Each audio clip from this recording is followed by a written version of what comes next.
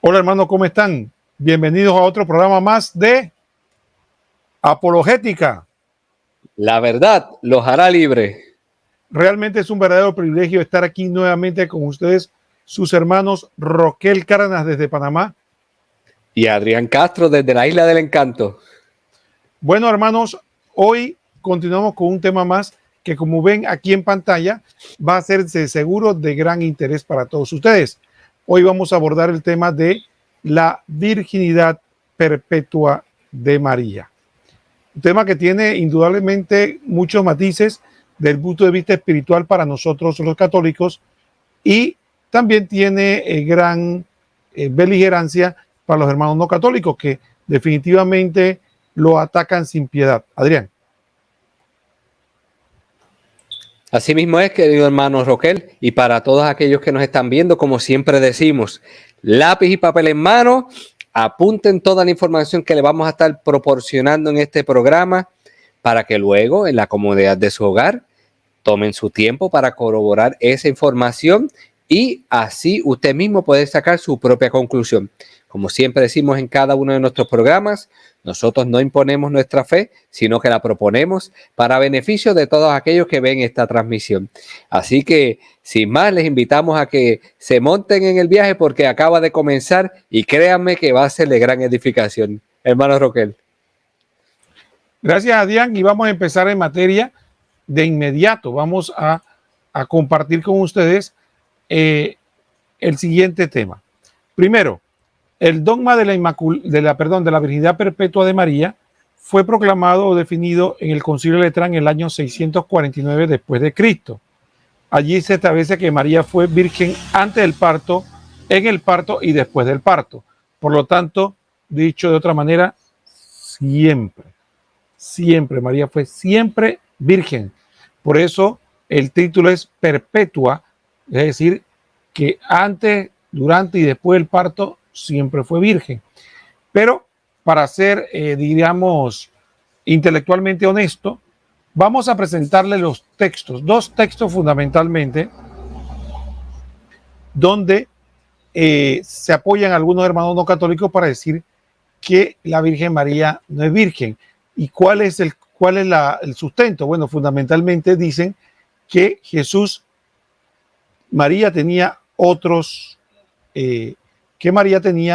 hijos aparte de Jesús, que Jesús era el mayor, pero que tuvo otros hijos. ¿En qué se basan? Bueno, en Mateo 12, 46 a 48, cuando dicen, todavía estaba hablando la muchedumbre cuando su madre y sus hermanos se presentaron fuera y trataban de hablar con él. Entonces sacan la conclusión de que, como se habla de su madre y sus hermanos, se refieren a los hijos de María. En otro texto aún más específico, Marcos 6:3, no solo se menciona a los hermanos de Jesús, sino además sus nombres. Dice, ¿no es este el carpintero, el hijo de María y hermano de Santiago, José, Judas y Simón? ¿Y no están sus hermanas aquí entre nosotros? Marcos 6:3. Entonces aquí vemos, ponemos la mesa servida. Fundamentalmente, diría yo, el argumento más común y más utilizado para decir que la Virgen o María no es virgen, sino que pudo haber sido virgen antes del parto, porque Jesús vino sin concurso de varón, pero después de ahí dejó de ser virgen. Fundamentalmente, eso son la argumentación. Adrián. Así mismo, hermano, entre otras muchas cosas que vamos a estar viendo en este camino y en este programa, es importante que para entrar de lleno en esta materia y tener en consideración a aquellos que somos cristianos y creemos que nuestro Señor Jesucristo es el Mesías tan esperado que hablaba el Antiguo Testamento o el pueblo judío en general, tenemos que entender lo primero, y es que la virginidad es una señal. Partimos de ahí. La virginidad es igual a una señal. Entonces la iglesia desde los primeros tiempos conservó esta tradición.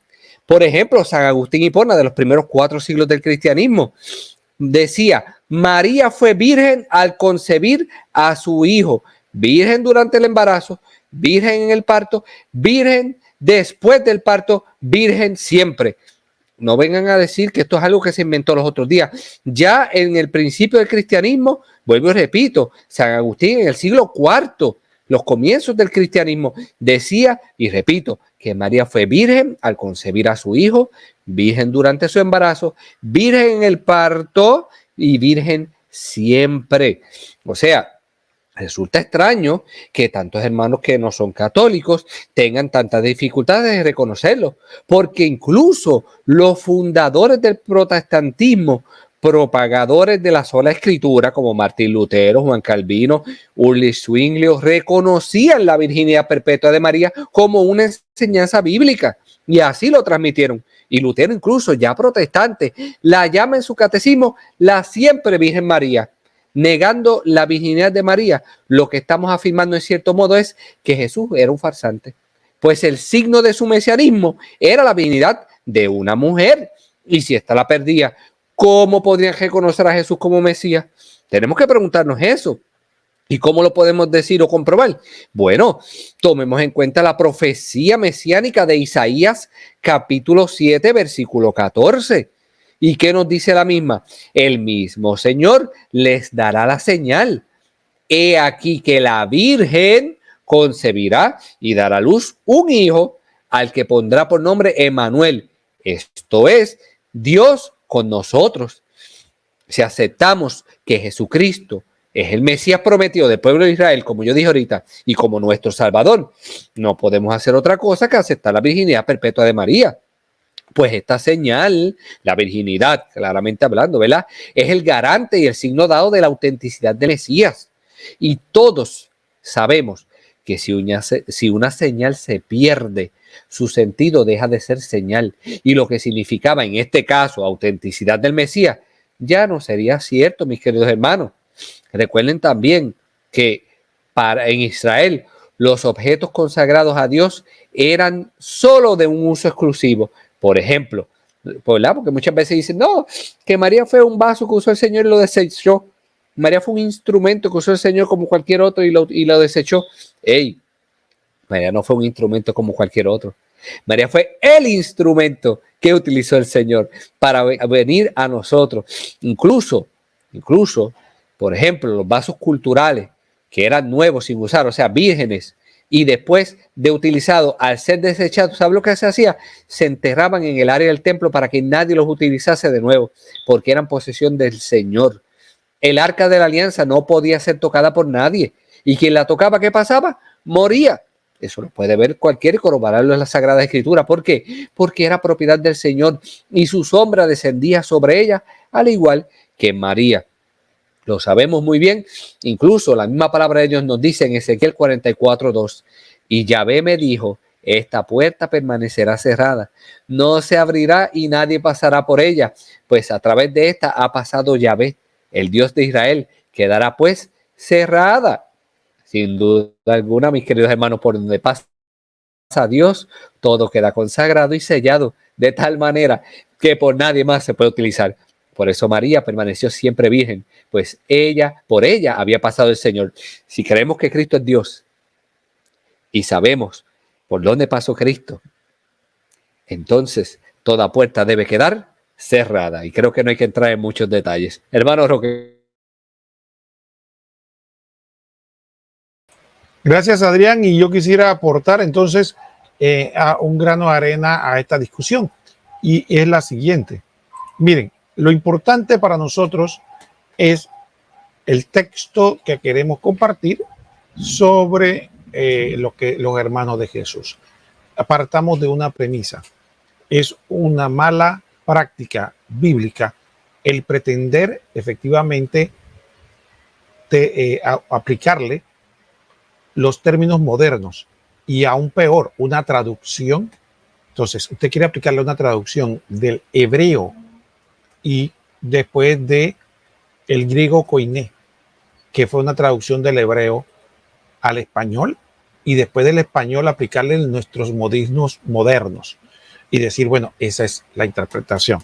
Entonces tenemos que partir primero no de lo que nosotros pensamos ahora en el siglo XXI, sino de qué significaban los modismos y formas de expresión propia de la escritura. A partir de allí tenemos que explorar lo que era la palabra hermano en la escritura y dentro de la cultura judía. Dentro de la cultura judía, la palabra hermano tenía diversas connotaciones que quisiera compartir con ustedes. Por ejemplo, se refiere obviamente al hermano de sangre, eso lo sabemos, pero también se refería a aquellos que venían de una misma parentela, y eso lo vamos a ver en el texto del Génesis, ya muy conocido por todos ustedes. Recordemos cuando se habla de Abraham, que Abraham sale a la tierra prometida, pero Abraham no tenía hijos, entonces se hace acompañar de su sobrino. Si es su sobrino, ¿quién es? Es el hijo de su hermano. Pero vamos a ver que a pesar de que Lot son sobrino y tío, con Abraham y Lot son tío y sobrino, que en español moderno así se expresaría, entonces veremos que en la Biblia usa otra terminología. ¿Cómo fue? Bueno, vamos a ver, el texto primero dijo en Génesis 13:8, no, Génesis 12:14 dice, tomó, cuando Abraham parte, dice que tomó a Abraham a Sarai su mujer y a Lot, hijo de su hermano. Si Lot es el hijo de su hermano, ¿cómo se podría llamar? Entonces sobrino. Pero hay una escena muy insinuante entre la escritura donde Abraham y Lot se separan. No porque ellos tuvieran problemas, sino que su rebaño habían crecido tanto que sus pastores empezaron a pelearse el área, ¿no? Los abrevaderos, el pasto y demás. Entonces, para evitar un conflicto entre parientes, Abraham usa una expresión y la Biblia la recoge interesante. Fíjense, recuerden que Abraham y Lot eran sobrinos. Sin embargo, en Génesis 13:8 dice, dijo pues Abraham a Lot, no haya disputa entre nosotros, ni entre mis pastores y tus pastores, pues somos hermanos. O sea, aquí vemos claramente que la palabra hermano era utilizada para parientes cercanos, que no necesariamente, que posiblemente hoy usaríamos primo, sobrino y otros términos propios del español moderno. Pero en la Biblia era no solo cultural, sino propio el lenguaje, llamar hermanos a aquellos parientes. Entonces, efectivamente, vamos a ver otros usos que se da a la palabra hermano. Por ejemplo, miren cómo este texto muy interesante del Salmo 69-68 dice así, a mis hermanos resultó extraño, un desconocido a los hijos de mi madre. Alguien diría, oye, qué extraño. ¿Cómo que hace una distinción entre hermanos e hijos de mi madre? ¿Acaso no es lo mismo? No es un sinónimo. Pero no, efectivamente, en este texto vemos que hacen la distinción porque efectivamente los hijos de su madre eran los hermanos de sangre y los hermanos eran los otros parientes. Entonces era una forma de expresar de que también los de su casa, los propios que vivían con él, que eran los hijos de su madre, le era desconocido, lo reconoció, no lo atendían, pero también el resto de sus parientes. Si no hubiera sido ocioso, solamente hubiera tenido que decir, le soy un extraño a mis hermanos y punto. Pero esto es para solamente una muestra de un botón porque era importante. Ahora, quisiera con esta palabra hermano cerrar con un término. Fíjense, la palabra hermano en el Nuevo Testamento también representaba a aquellas personas que eran parte de una misma comunidad. Entonces, imagínense, si para usted, hermano, dice que la palabra hermano en la Biblia para usted es hijo de una misma mamá y una mismo papá, entonces explíqueme este texto de 1 Corintios 15 del 3 al 6. Dice, porque le transmití en primer lugar lo que a mi vez recibí, que Cristo murió por nuestros pecados, según la Escritura, que fue sepultado y que resucitó al tercer día, según la Escritura, que se apareció a Cefas y luego a los 12, y después se apareció a más de 500 hermanos a la vez, de los cuales todavía la mayor parte viven y otros murieron. Entonces, imagínense, dice ahí que Jesucristo se le apareció a más de 500 hermanos. Entonces, ¿qué vamos a decir? Que esos son los hijos de María también. Entonces, vemos que cuando queremos aplicarle el lenguaje moderno a la escritura sin discernimiento, sin un estudio serio, y cuando queremos aplicar los conceptos modernos nuestros del siglo XXI a un texto que el más nuevo tiene 2000 años de antigüedad y los más antiguos pueden tener entre 3500 y 4000 años de antigüedad, en otra cultura y modo distinto, no es más que una insensatez. Así que solamente las personas que lamentablemente no conocen la escritura van, como decimos en buen panameño, le meten ese gol, ¿no? Y le dicen, hombre, mira, ahí están los hermanos, que significa que son los hijos de María. Adelante, Adrián. Me fascina eso y para beneficio de los pudieron apuntar, los textos son Génesis 12:5, Génesis 13:8 e incluso en Génesis 14:14 y en Génesis 14:16 nuevamente vuelven a llamar a Abraham y a Lot, los vuelven a llamar hermanos. Con esto dicho, sigo en la línea que comenta el hermano Roquel, donde hay otros pasajes más donde vemos que se utiliza el mismo término de hermanos y hermanos son hermanos de sangre, como por ejemplo Génesis capítulo 29 versículo 13, el cual nos dice, en cuanto oyó Labán hablar de Jacob, el hijo de su hermana, corrió a su encuentro, lo abrazó, lo besó y lo llevó a su casa. Nuevamente encontramos un tío, Labán, y un sobrino, Jacob.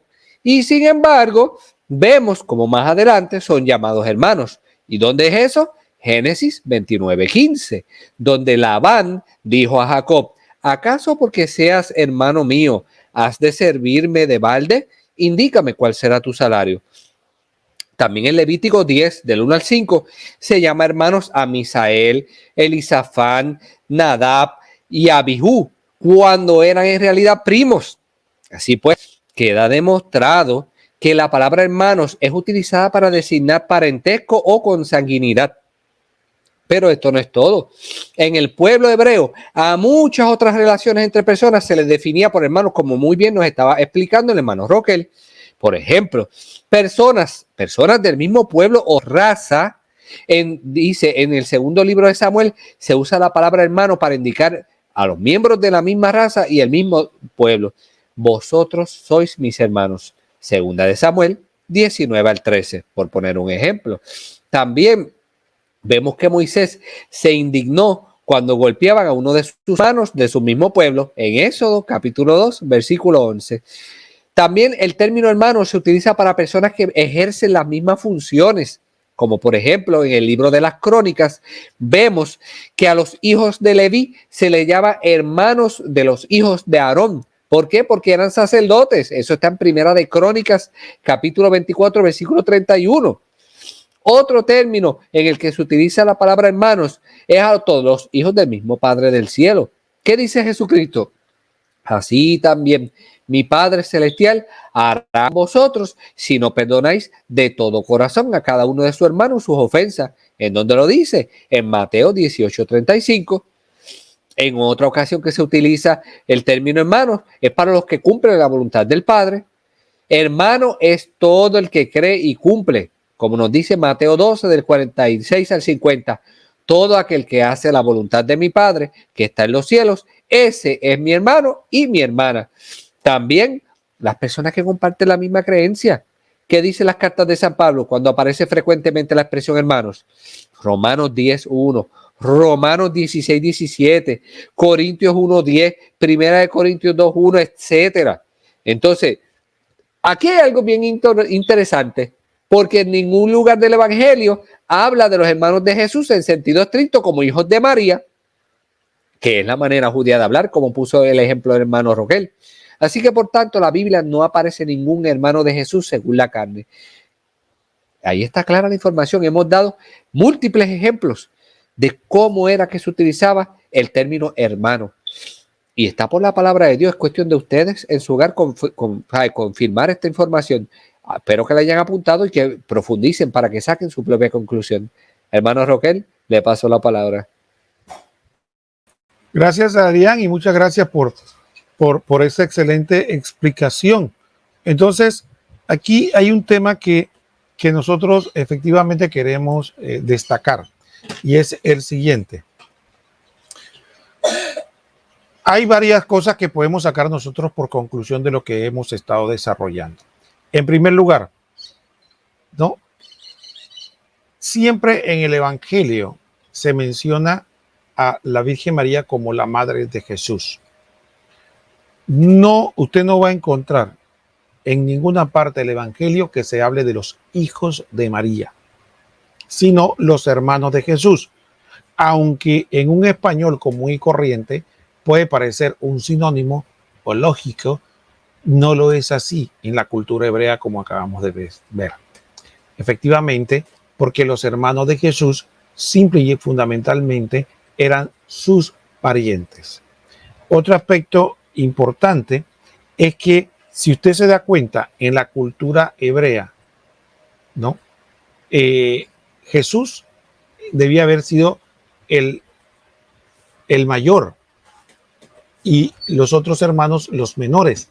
Sin embargo, en la escritura aparece claramente que esos hermanos de Jesús generalmente eran mayores que él porque pretendían llamarle la atención. En la cultura hebrea jamás un hermano menor o un hijo menor puede llamar la atención al mayor. Entonces está más que claro que el único hijo de María es Jesús. Es más, el ángel Gabriel, cuando se da la anunciación, le dice que concebirás y darás a luz un hijo al que pondrás por nombre Jesús. Entonces, ese texto que muchas veces nos parece, muchas veces ya lo repasamos tanto que lo damos por alto, la profecía del ángel era que concebirá y dará a luz un hijo, ¿no? Y a ese hijo le pondrás por nombre Jesús. Ahora, yo me pongo a pensar, póngase la profecía que dice, la profecía es clara, dice que tiene que concebir y dar a luz un hijo. Dice que la señal será que verás una virgen. ¿Qué va a hacer la virgen? Va a concebir y va a dar a luz un hijo. Entonces, que una mujer pudiera concebir virgen no es tan extraordinario como parece, ¿no? Pero que dé a luz siendo virgen, eso sí es un signo impresionante. Entonces, si usted se da cuenta, cuando usted dice, cuando los hermanos no católicos dicen que la Virgen María fue virgen hasta que después que dio a luz ya dejó de ser virgen, ahí usted se da cuenta que están contradiciendo el texto y la profecía, porque la profecía es clara: concebirá y dará a luz. Miren que la Virgen concebirá y dará a luz un hijo. Vuelvo y repito, no sería ningún misterio que una mujer quedara encinta virgen, pero una mujer que concibiera virgen y que además diera a luz y permaneciera virgen, ese sí es un misterio insondable, digno de la encarnación del Hijo de Dios, del Verbo. Entonces ustedes se dan cuenta que cuando ustedes atentan contra la virginidad de María, no están atacando la dignidad de la madre, sino que más que todo están atacando la dignidad y el aspecto sobrenatural de nuestro Señor Jesucristo. Eso es fundamentalmente. Más adelante usted verá que cuando meditamos vamos a ver que hay textos incluso que Adrián insinuó que nos hablan precisamente de esa magnificencia, de que cuando Dios usa algo, entonces es exclusivo para él. Y de hecho ese texto fue usado por los padres de la iglesia para hablar también de la virginidad perpetua. Vamos a pasarle la palabra a Adrián y vamos a seguir avanzando, que usted va a ver que esto se pone más interesante cada vez. Sí, y ahora que me pongo a pensar, como dice el hermano Roquel, cuando uno le comprueba a los hermanos todo por la tradición como por la palabra y por el sentido común esta información, vemos como comienzan a seguir sacando cosas, buscando la quinta pata al gato. Cuando a veces, por ejemplo, usan el ejemplo de el antes y el hasta. Muchas veces los miembros de iglesias protestantes, para decir que María no fue virgen, utilizan el texto de San Mateo 1:18, que dice: pero antes que se uniera, se halló encinta por obra del Espíritu Santo. Y en el versículo, ¿verdad?, 1:25, que José no la conoció hasta que dio a luz a su hijo. Y uno escucha eso como que de momento piensa: ya entendí lo que están diciendo, que después que tuvo el hijo entonces tuvieron relaciones sexuales. Por ahí sigue la cosa. Miren, vamos a explicar esto detenidamente. En el léxico griego, las palabras antes prin y hasta, eos, indican una condición anterior, no posterior. Y lo podemos ver en cada una de ellas. Por ejemplo, el hasta, por poner un ejemplo bíblico. Después que Mical desprecia a David porque éste danzaba alrededor del arca de Yahvé, dice el segundo libro de Samuel, segunda de Samuel 6:23, y Mical, hija de Saúl, no tuvo más hijos hasta el día de su muerte. ¿Indica esto que Mical tuvo más hijos después de muerta? Ni pensarlo, ¿verdad? Mateo 28:20. Y he aquí que yo estoy con ustedes todos los días hasta el fin del mundo. ¿Podría alguien siquiera pensar que Jesús no estará con nosotros después del fin del mundo? Sería absurdo, ¿verdad? Pues miren, en estos dos pasajes bíblicos nos damos cuenta que la misma palabra hasta no significa una condición que después desaparecerá. Pues ni Mical tuvo más hijos después de la muerte, ni Jesús nos dejará después del fin del mundo. Ni tampoco San José conoció a María después que ésta tuvo a Jesús. Entonces, el término antes, veamos en el Evangelio, según San Juan, el pasaje del oficial de Cafarnaún que pide la sanación de su hijo. Eso lo podemos ver en Juan 4:49. El oficial rogó, Señor, desciende antes que mi hijo muera. Ahora bien, si leemos el versículo 51, nos daremos cuenta que el muchacho no murió. Así pues, la palabra antes no significa que después sucederá. Y así nos queda claro que ni murió el niño, ni María se unió con José. Hemos visto ya varias situaciones donde se utilizan las palabras antes y hasta en el mismo sentido bíblico. Así que venir por ese lado a tratar de entrar un gol, lo siento, pero aquí hay un buen portero que no va a dejar que anoten. Hermano Joquel, siga con su... Adrián, mira, aquí hay un tema que, mire, Anthony Balvin, mire lo que dice. Un hijo porque Tamara tuvo dos, Rebeca tuvo dos, Sara uno, pero María tuvo uno, después otros para su esposo José.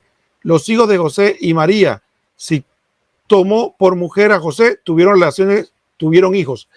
Todas afirmaciones gratuitas, ningún fundamento bíblico. Él la afirma por la fuerza de su escritura, por la fuerza de su voz. Esos son los argumentos que yo me parece que debemos analizar. Porque, hermano católico, asimismo, con todo el respeto que se merece Tomás Balvin, hace una afirmación como que yo digo, porque hay elefantes rosados y vuelan, Adrián, y tú no lo ves en la habitación. ¿Acaso porque los elefantes vuelan? Porque yo digo que vuelan. Alguien va a decir, oye, pero ¿de dónde sacaste tú esa conclusión? Bueno, porque yo lo estoy diciendo. Entonces uno tiene que tener por lo menos alguna coherencia y sostenibilidad en los argumentos. El primer lugar, que Tamara, Sara, Rebeca tuvieran hijos, no es ninguna sostenibilidad de por qué María tuvo uno o más de uno. Eso no es argumento. En segundo lugar, afirma de que María tuvo hijos de José, que le dio hijos a José, no sabe el número, simplemente lo afirma. Ahora, yo le voy a presentar dos argumentos para ayudarle, para que reflexione y me diga. Primero, en la Biblia no se menciona en ningún lugar los hijos de María. Segundo, cuando María dice que 12 años después, se va María con José, los dos. Y en esa época no me diga que había nana o guardería o es que había kindergarten o lo que sea que le dejaron los hijos a la suegra. En esa época eso no, ni siquiera se pensaba. Los hijos tenían que quedarse con sus padres. Entonces, va María y José para llevar a su hijo a dar culto al templo. Entonces, ¿qué ocurre? Que efectivamente, si hubiera sido otros hijos, María tenía que quedarse en casa cuidándolos. Pero qué curioso que 12 años después, la Biblia no menciona ni un solo hijo de María, sino que los dos estaban con su hijo único por allá. Y no solo eso, sino que se dan el lujo de que hace 3 días buscándolo porque no lo encontraban. Entonces, fíjense, frente a todo eso, en el viaje tampoco cuando ellos regresan dice, no María, quédate tú con el resto de los niños y yo me quedo buscando a José. No, se quedaron los dos. Eso es una conclusión que no macha con los hijos. El otro argumento, cuando Jesús muere, tiene que darle su madre de custodio a su discípulo. ¿Por qué lo hace? Lo hace fundamentalmente porque no tiene a quién dejarle. En Israel, cuando una mujer no tenía el marido o no tenía su hijo, era una viuda y quedaba prácticamente a la merced de las, diríamos, las caridades de la gente. Ese era el concepto de la viuda. Por eso usted va a ver en el Nuevo Testamento que se habla de las viudas. No es que no tenían marido, sino que para que fuera una concepción de viuda, era una mujer que no tenía un varón que la representara y por lo tanto se hacía acreedora de la caridad de la gente. Por eso San Pablo dice, verifique que sean viudas, y para que sea viuda tiene que ser casada una sola vez y sin marido, que no tenga hijos, y pone una serie de requisitos.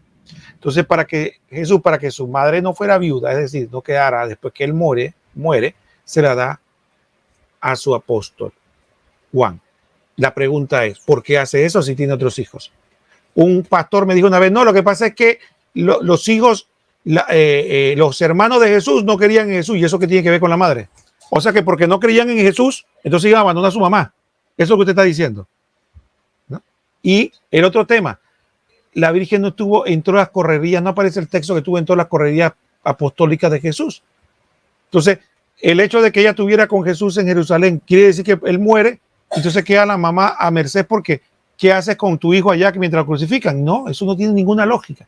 Le dejaron a San Juan, a nuestra madre, la Virgen María, para que la cuidara, porque no tenía más nadie. Ya José había muerto y su único hijo murió. Ahora, yo le presenté argumentos conforme a la Biblia. Ahora usted presénteme los argumentos conforme a la Biblia, que dice que muchos hijos, aparte de los nombres que ya dijimos, y explicamos cuál es el texto de la palabra hermano. Adrián. Y siguiendo esa misma línea, si analizamos el Evangelio según San Mateo, capítulo 2, versículo 13, el ángel que se aparece a José se refiere a María y a Jesús como el niño y su madre, nunca como tu esposa y el niño. Es inconcebible en el mundo hebreo que se llamara a la esposa de un hombre la madre del niño, pues la esposa era posesión del marido. Mira como, por ejemplo, Génesis 19:15, como los ángeles al referirse a Lot le hablan en la forma hebrea, toma a tu mujer y a tus hijas, cosa que no ocurre con María y Jesús. En este texto, San Mateo, vemos claramente que José no tenía posesión de María ni de cuerpo ni de alma, pues esta era ya posesión de Dios, pues el Espíritu Santo había descendido sobre ella y la había cubierto con su sombra. María no podía tener relaciones con ninguna otra persona, pues hubiera adulterado contra el Espíritu Santo. Así pues, José, como los ángeles sabían, era solo protector de la madre y del niño, únicos en esta relación. Así que fácilmente podemos concluir que María no tuvo otros hijos. De hecho, en la iglesia primitiva, la primera persona que formuló la idea de que los hermanos de Jesús eran hermanos carnales, eso fue el Elvidio en el año 380 después de Cristo. Y por 4 siglos los cristianos no habían pensado así. Cuando el Elvidio escribió eso, lo criticaron fuertemente. No sea normal que un matrimonio viva sin relaciones, pero tampoco es normal que su hijo, tampoco es normal que su hijo sea Dios encarnado. Mis hermanos, usemos un poquito el sentido común. Le hemos provisto pasajes bíblicos, pasajes de la Escritura, y volvemos y repetimos, como dice el libro de la palabra de Dios, no hay nada nuevo bajo el sol. Esto de atacar la virginidad de María viene desde el año 380 y ya la iglesia aclaró eso y condenó eso. ¿Sabe? Mientras otros están discutiendo el menú, ya nosotros estamos disfrutando del plato principal. Le paso la palabra al hermano Roquel. Oye, saludos de Sara Castro, prima tuya, Adrián, yo creo. Sara Castro, saludos hermano, excelente programa y muy claro con los textos. Bueno, saludo a la prima Adrián acá, de que nos está mandando saludos. Mira, Adrián, hay otro tema que también a mí me gustaría para dejar claro y para que vean que nosotros tratamos en la medida de lo posible ser honestos intelectualmente. Hay otras personas que equivocadamente quieren usar el término primogénito, ¿no? Primogénito para decir que efectivamente que como Jesús era primogénito, eso significa que había una cadena de hijos. Sin embargo, el término primogénito en la Escritura no se refiere necesariamente a que hubo otros hijos. Es el primero, ciertamente, pero no el primero entre muchos. sino el primero por un concepto de consagración. Entonces, miren, por ejemplo, en Primera Crónicas 23, 15 al 17 dice, hijo de Musé, Gersón, Eliezer, hijo de Eliezer, Rabdías, el primogénito. Eliezer no tuvo más hijos. Mire, más claro que el agua. Dice que Eliezer no tuvo más hijos, pero sin embargo tuvo un hijo y a ese se le llama ¿qué? El primogénito, ¿no? Este texto debería ser más que suficiente y no queremos aburrirlos con tantos otros textos, pero solamente vamos a usar este. Sin embargo, fíjese lo que dice el faraón. Dice que entonces tú dirás al faraón, así dice el Señor Israel, es mi hijo, mi primogénito. O sea, Israel es el primogénito de Dios, a pesar de que hay otras naciones, pero es su primogénito. ¿Por qué? Porque él lo considera su hijo único. Las otras naciones, él se consagró a Dios. Entonces, Éxodo 13:2 nos explica por qué la palabra primogénito era tan importante. Porque Dios dio una ley. Dios dijo que había que consagrar, es entregarle a él, a ser sagrado, a todo primogénito. Dice la palabra 13:2, conságrame todo primogénito, todo lo que abra el seno materno entre los israelitas, ya sean hombres o animales, míos son todos. No tardarán en ofrecerme de tus abundancias y de tus jugos, me darás el primogénito de tus hijos. Éxodo 22:28 y el otro que leí fue Éxodo 13:3. Por lo tanto, está más que claro que el término cuando se dice que Jesucristo era el primogénito era precisamente porque lo tenían como el primero, tenían que ir a ofrecerlo de manera particular a Dios pero ese concepto también tenía que ver porque Jesús no era solo el primogénito de la Virgen María, sino también era el primogénito del Padre. Y por lo tanto, ambos hacen un acontecimiento importante, ambos se los ofrecen, ¿no? El Padre se lo ofrece a la humanidad y la Virgen María lo ofrece en la cruz, pero era un ofrecimiento y ambos son ofrecimientos que se hacen a Dios. Entonces, por lo tanto, ese concepto de la primogenitura tenía una base teológica mucho más profunda y no se trataba solamente de decir de que, bueno, que el primogénito, entonces tenían porque tuvieron otros hijos. Adelante, Adrián. No, y que a veces dicen, ¿por qué no le pusieron el unigénito? Pues primero porque María no es Dios. Es obvio que hay que decir el unigénito del Padre porque se sabe que Dios no es como la mitología griega, que los dioses tenían hijos con los humanos. Por eso que cuando se habla de Dios dicen que es el unigénito, ¿verdad? Por si acaso tratan de buscar por esa línea. No vamos a dejar que vengan a tirarnos una bola curva tampoco. Así que recalcamos, como dijo el hermano Roquel, Éxodo 13:2, deja claro que el término primogénito era una posición de honor, no de orden numérico. Incluso, otro ejemplo que podemos dar está en el Salmo 89, 27. El Salmo 89, los versículos 27 al 28, vemos lo que dice Dios de David, que sabemos que David fue el último de 8 hijos. Y con todo eso, Dios mismo lo llama primogénito en el Salmo 89. Dice, yo también le pondré por primogénito el más excelso de los reyes de la tierra. David, todos sabemos que era el último de 8 hijos. Sin embargo, Dios le llama el primogénito. Me van a decir tú a mí entonces que tú vas a aplicar esa lógica. Analicemos, hermano, de verdad, porque me explota la cabeza cuando uno ve que a la mala quieren forzar las escrituras cuando las mismas son más que obvio. Incluso en Génesis, Jacob recibió las bendiciones de la primogenitura. Génesis 25 del 31 al 34. Y sabemos que él nació después de Esaú, porque eso lo dice Génesis 25 del 25 al 26. Entonces, otra cosa, Efraín es llamado primogénito en Jeremías 31:9 y sabemos que él era el segundo hijo de José. ¿Cómo lo sabemos? Vayan a Génesis 41:52 y van a ver que Efraín era el segundo hijo de José. Sin embargo, en Jeremías 31:9 se le llama el primogénito a Efraín. Así que incluso se han percatado que Jesús es el primogénito de los muertos. Eso lo dice en Apocalipsis 1:5. Pero no dice que es el primero en morir. Perdón, o sea, es el primogénito de los muertos. Pero Jesús no es el primero en morir. analicen un poquito el sentido común y el texto bíblico en contexto para que se den cuenta. Él ocupa el lugar especial por ser el testigo fiel hasta la muerte. Llamado primogénito, Jesús es el alfa y el omega, el primero y el último, no hay otro. Esto es lo que quiere decir Colosenses capítulo 15, versículo 16, cuando lo llama así. Israel no es el primer pueblo que Dios creó, pero sí es el pueblo consagrado por él. Como dijo el hermano Roque, Éxodo 22. Y dirás a Faraón, Yahvé ha dicho así, Israel es mi hijo, mi primogénito. Y en Zacarías 12:10 vemos que la misma persona es llamada primogénito y unigénito. Así que, bendito, yo creo que no hay que darle más vueltas al asunto. No hay que entrar en un espiral sin final. Nosotros estamos tomando argumento por argumento y lo estamos refutando con citas bíblicas, con textos de los padres de la iglesia y con el sentido común. Hermano Roquel, le paso la palabra. Bueno, yo quisiera ya mi parte, porque la idea no es dar tantos argumentos y argumentos y argumentos, sino solamente dar esto como vía de ejemplo. Miren, hermano, hay otro texto del Antiguo Testamento que los padres de la iglesia utilizaron y lo utilizaron bien. Fíjense, es una visión que tuvo el profeta Ezequiel y la visión que el profeta Ezequiel tuvo del templo.